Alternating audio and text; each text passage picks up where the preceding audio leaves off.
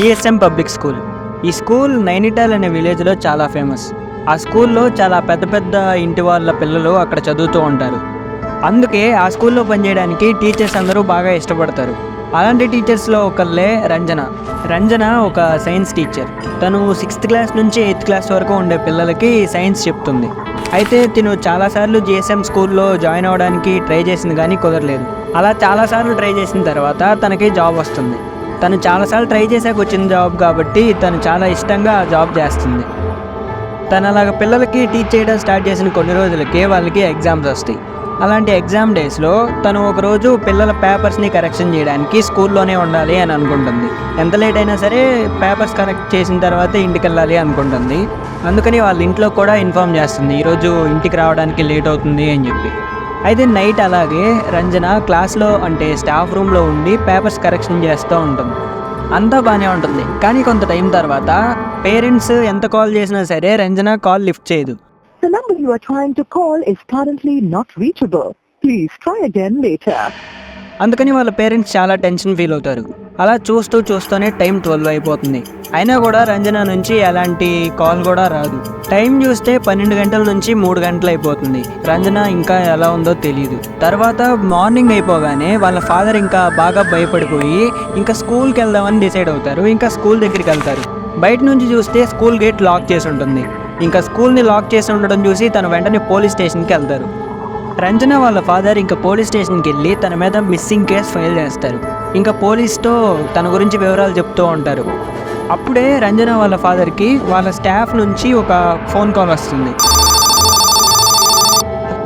ఆ phone call మాట్లాడిన తర్వాత రంజన వాళ్ళ ఫాదర్ చాలా టెన్షన్ ఫీల్ అవుతారు. అసలు షాక్ అయిపోయి ఏం చేయాలో కూడా తనకు అర్థం కాదు. తను వెంటనే పోలీస్ని తీసుకుని స్కూల్కి బయలుదేరుతారు. స్కూల్లో స్టాఫ్ రూమ్లోకి వెళ్ళగానే అక్కడ రంజన డెడ్ బాడీ పడిపోయి ఉంటుంది. తనని ఎవరో బాగా కుట్టి చంపేసినట్టు వాళ్ళకి అనిపిస్తుంది. తన బాడీ నిండా బ్లడ్ ఉంటుంది. అక్కడక్కడ కొన్ని గాయాలు కూడా వాళ్ళకి కనపడతాయి. అయితే ఈ డెడ్ బాడీని చూడగానే పోలీస్ ఇంకా ఇన్వెస్టిగేషన్ని స్టార్ట్ చేస్తారు. పోలీస్ అందరూ సీసీటీవీ ఫుటేజ్ చూస్తే ఏమన్నా క్లూ దొరుకుతుందేమో అని చెప్పి స్టాఫ్ రూమ్ సీసీటీవీ ఫుటేజ్ని చూస్తారు. కానీ ఆ సీసీటీవీ ఫుటేజ్ చూసాక కూడా వాళ్ళకి ఎలాంటి ఉపయోగం ఉండదు. ఎందుకంటే రాత్రి 8 దాకా రంజన పేపర్స్ కరెక్ట్ చేస్తున్నట్టు ఆ వీడియోలో కనపడుతుంది. కానీ రాత్రి 8 తర్వాత సీసీటీవీ ఫుటేజ్ పనిచేయడం ఆగిపోతుంది. అంటే సీసీ కెమెరాలో ఏమీ రికార్డ్ అవ్వదు. రంజన గురించి ఈ కేసు నైనిటాల్ మొత్తంలో బాగా ఫేమస్ అయిపోతుంది. ఎక్కడ చూసినా ఈ జిఎస్ఎం స్కూల్ గురించే మాట్లాడుకుంటూ ఉంటారు. ఇంకా ఈ రంజన కేసు గురించే మాట్లాడతారు. ఈ జిఎస్ఎం స్కూల్ ప్రిన్సిపల్కి ఇలాగా ఈ కేసు బాగా హైలైట్ అవ్వడం నచ్చదు. ఎందుకంటే స్కూల్ రెప్యుటేషన్ పాడైపోతుంది కాబట్టి. రంజన కేసుని పోలీస్ ఆఫీసర్ అజయ్ ఇన్వెస్టిగేట్ చేస్తూ ఉంటారు. అయితే ఈ జిఎస్ఎం స్కూల్ ప్రిన్సిపల్కి ఈ స్కూల్ రెప్యుటేషన్ పాడైపోవడం ఇష్టం లేదు కాబట్టి ఈ అజయ్ని ఇన్వెస్టిగేట్ చేయడానికి ఒప్పుకోరు ఇంకా ప్రతిసారి స్కూల్కి వచ్చి.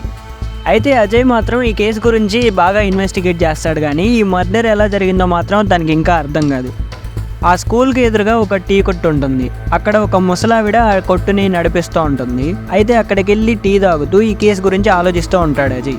అలా ఆలోచిస్తూ ఉన్నప్పుడు ఆ ముసలావిడ సడన్గా వచ్చి ఇలా అంటుంది, ఆ స్కూల్ స్టాఫ్ రూమ్లో దెయ్యం ఉంది బాబు, మీరు అనవసరంగా కేసు ఇన్వెస్టిగేట్ చేసి మీరు కూడా ప్రాణాల మీద తెచ్చుకోకండి. ఇలాగా ముసలావిడ మాటలు విని అజయ్కి బాగా నవ్వు వస్తుంది. తను టీ తాగుతూనే ఆవిడ వైపు నవ్వుతూ చూస్తూ ఉంటాడు. కానీ కాసేపటికి ఆవిడ చెప్పింది కూడా ఒకసారి ఆలోచిస్తాడు. అందుకని తన డౌట్ని క్లారిఫై చేసుకోవడానికి తను ఒకరోజు నైట్ ఆ స్టాఫ్ రూమ్లో ఉంటే ఎలా ఉంటుంది అని తనకు అనిపిస్తుంది. అలాగా ఒకరోజు సెక్యూరిటీ గార్డ్ని అడిగి లాక్ ఓపెన్ చేయించుకొని స్టాఫ్ రూమ్లోకి తను వెళ్తాడు. ఆ టైంలో స్కూల్ మొత్తంలో అజయ్ తప్ప ఆ స్కూల్లో ఇంకెవ్వరూ ఉండరు. తన స్టాఫ్ రూమ్లోకి వెళ్ళగానే స్టాఫ్ రూమ్లో చాలా చల్లగా ఉన్నట్టు తనకు అనిపిస్తుంది. అయితే అజయ్ ఇంకా టైం వేస్ట్ చేయకుండా లైట్స్ ఆన్ చేసుకుని తను ఇన్వెస్టిగేట్ చేయడం స్టార్ట్ చేస్తాడు. అజయ్ రంజన లాకర్ని ఓపెన్ చేసి డాక్యుమెంట్స్ చెక్ చేస్తూ ఉంటాడు. ఆ టైంలోనే రూమ్లో ఉన్న లైట్ వెలుగుతూ ఆరిపోతూ ఉంటుంది, ఫ్లిక్కర్ అవ్వడం మొదలవుతుంది. ఇంకా తను ఆ ట్యూబ్ లైట్ దగ్గరికి వెళ్ళి ట్యూబ్ లైట్ని ఒకసారి ట్విస్ట్ చేస్తాడు. అలా తిప్పిన తర్వాత ఆ లైట్ మళ్ళీ స్టేబుల్ అయ్యింది. ఇంకా అజయ్ వీటి గురించి పట్టించుకోకుండా ఆ డాక్యుమెంట్స్లో ఇంకా ఏమేమి ఉన్నాయో అన్ని పేపర్స్ని చెక్ చేస్తాడు. ఆ పేపర్స్ని తీసుకుంటున్న టైంలో ఆ ట్యూబ్ లైట్ బ్లాస్ట్ అయిపోతుంది. ఇంకా ట్యూబ్ లైట్ లేకపోవడం వల్ల రూమ్ అంతా చీకటిగా అయిపోతుంది. ఇంకా ఆ చీకట్లో చేసేదేం లేక అజయ్ ఇంకా తన చేతిలో ఉన్న పేపర్స్ని తీసుకుని రూమ్లో నుంచి బయటికి వెళ్ళిపోవడానికి చూస్తాడు. కానీ ఆ డోర్ ఓపెన్ చేయడానికి తను ఎంత ట్రై చేసినా సరే ఆ స్టాఫ్ రూమ్ డోర్ ఓపెన్ అవ్వదు.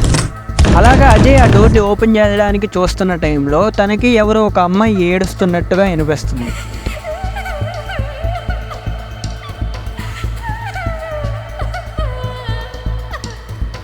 తను ఒక్కసారిగా షాక్ అయిపోతాడు. ఎందుకంటే ఇప్పటి వరకు స్కూల్లో తను తప్ప ఇంకెవ్వరూ లేరు. తను లోపలికి రావడం కూడా సెక్యూరిటీ గార్డ్ని బయట ఉంచి పెట్టే లోపలికి వచ్చాడు. అజయ్కి ఏమీ అర్థం కాదు. ఒక్కసారి వెనక్కి తిరిగి చూస్తాడు. ఆ స్టాఫ్ రూమ్లో ఇంకొక సైడ్ ఒక అమ్మాయి కింద కూర్చుని ఏడుస్తూ ఉంటుంది. తనకి ఏం చేయాలో అర్థం కాదు. అజయ్ చాలా భయపడిపోతాడు. ఆ అమ్మాయి ఏడవడం ఆపట్లేదు. ఇంకా అజయ్ భయపడిపోయి తను వెంటనే స్టాఫ్ రూమ్ డోర్ని ఇంకా గట్టిగా తీయడానికి ప్రయత్నిస్తాడు. కానీ అది మాత్రం అస్సలు ఓపెన్ అవ్వదు. తను ఎంత ట్రై చేసినప్పటికీ ఓపెన్ అవ్వకపోయేసరికి తను ఇంకా ఏం చేయాలో తెలియక అలాగే నుంచుని పోతాడు. తను అలా భయపడుతూనే ఊపిరి గట్టిగా పీల్చుకొని ఒక్కసారి వెనక్కి తిరుగుతాడు.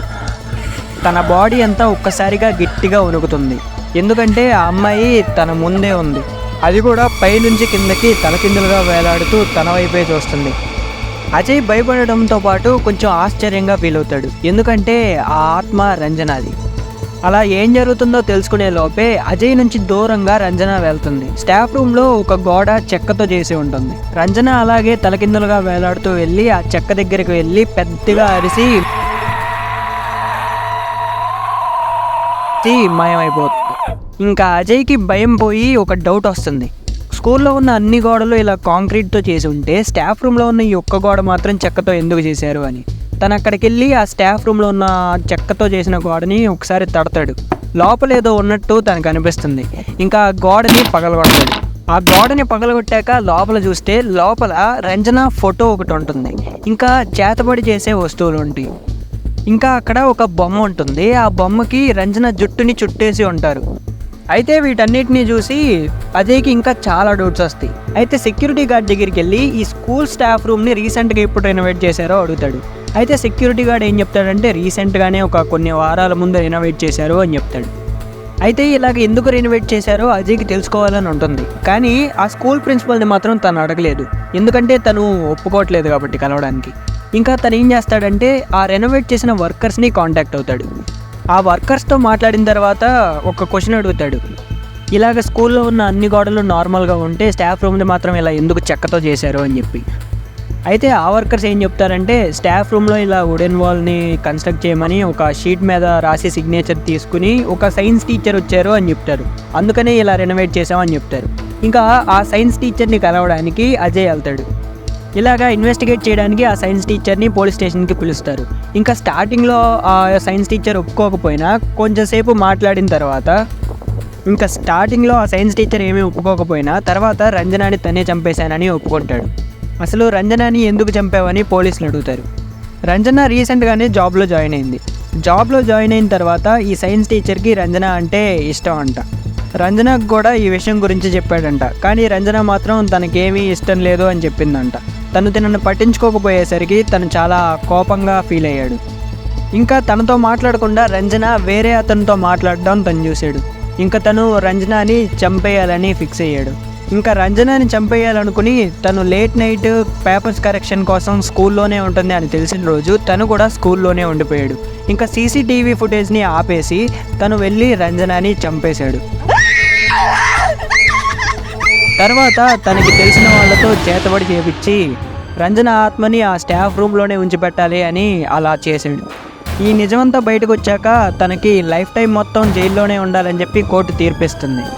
అయితే తర్వాత కూడా జిఎస్ఎం స్కూల్లో ఆ స్టాఫ్ రూమ్ని క్లోజ్గానే ఉంచిపెట్టారు. ఇంకా ఇప్పటికీ కూడా రంజన ఆ రూమ్లోనే ఉంది అని అందరూ నమ్ముతూ ఉంటారు.